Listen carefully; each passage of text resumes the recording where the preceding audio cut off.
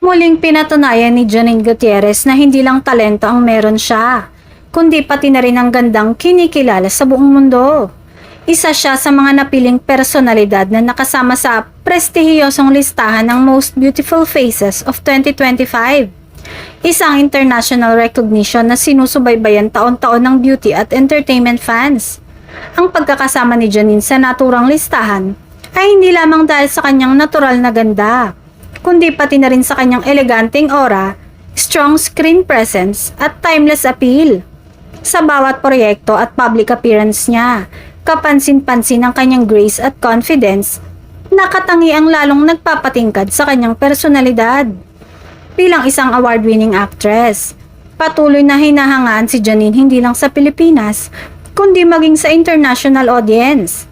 Ang pagkilalang ito ay patunay na ang kanyang ganda ay hindi limitado sa pisikal na anyo, kundi sumasailalim din sa kanyang karakter, professionalism at impluwensya sa industriya. Para sa marami, ang pagpasok ni Janine sa Most Beautiful Faces of 2025 ay isang karapat-dapat na parangal.